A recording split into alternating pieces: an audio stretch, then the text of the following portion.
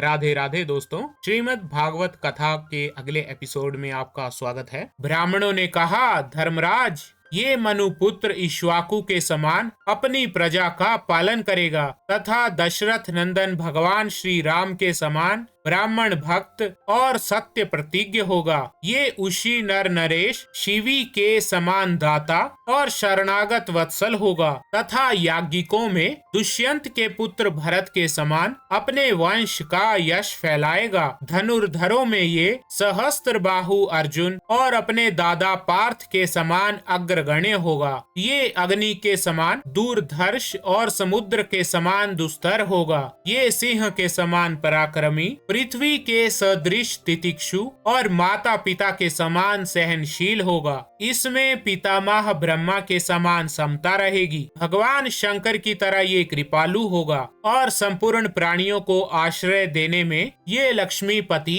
भगवान विष्णु के समान होगा। ये समस्त सद्गुणों की महिमा धारण करने में श्री कृष्ण का अनुयायी होगा। रंती देव के समान उदार होगा और ययाति के समान धार्मिक होगा। धैर्य में बलि के समान और भगवान श्री कृष्ण के प्रति दृढ़ निष्ठा में ये प्रहलाद के समान होगा। ये बहुत से अश्वमेध यज्ञों का करने वाला और वृद्धों का सेवक होगा। इसके पुत्र राजर्षि होंगे। मर्यादा का उल्लंघन करने वालों को ये दंड देगा। ये पृथ्वी माता और धर्म की रक्षा के लिए कलयुग का भी दमन करेगा। ब्राह्मण कुमार के शाप से तक्षक के द्वारा अपनी मृत्यु सुनकर ये सब की आसक्ति छोड़ देगा और भगवान के चरणों की शरण लेगा। राजन, व्यास नंदन सुखदेव जी से ये आत्मा के यथार्थ स्वरूप का ज्ञान प्राप्त करेगा और अंत में गंगा तट पर अपने शरीर को त्याग कर निश्चय ही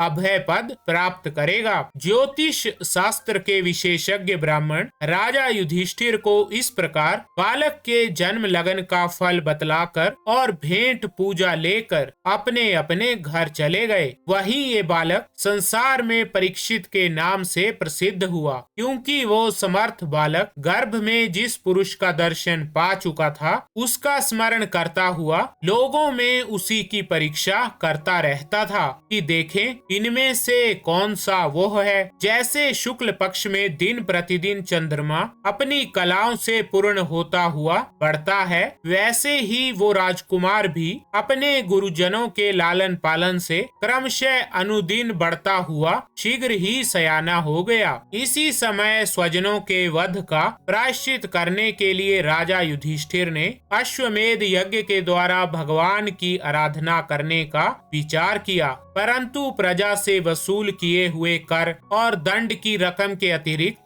और धन ना होने के कारण वे बड़ी चिंता में पड़ गए। उनका अभिप्राय समझकर भगवान श्री कृष्ण की प्रेरणा से उनके भाई उत्तर दिशा में राजा मरुत और ब्राह्मणों द्वारा छोड़ा हुआ बहुत सा धन ले आए। उससे यज्ञ की सामग्री एकत्र करके धर्म भीरु महाराज युधिष्ठिर ने 3 अश्वमेध यज्ञों के द्वारा भगवान की पूजा की। युधिष्ठिर के निमंत्रण से पधारे हुए भगवान ब्राह्मणों द्वारा उनका यज्ञ संपन्न कराकर अपने सुहृद पांडवों की प्रसन्नता के लिए कई महीनों तक वहीं रहे। शौनक जी, इसके बाद भाइयों सहित राजा युधिष्ठिर और द्रौपदी से अनुमति लेकर अर्जुन के साथ यदुवंशियों से घिरे हुए भगवान श्री कृष्ण ने द्वारका के लिए प्रस्थान किया। तो ठीक है दोस्तों, श्रीमद् भागवत कथा के इस एपिसोड में बस इतना ही। राधे राधे।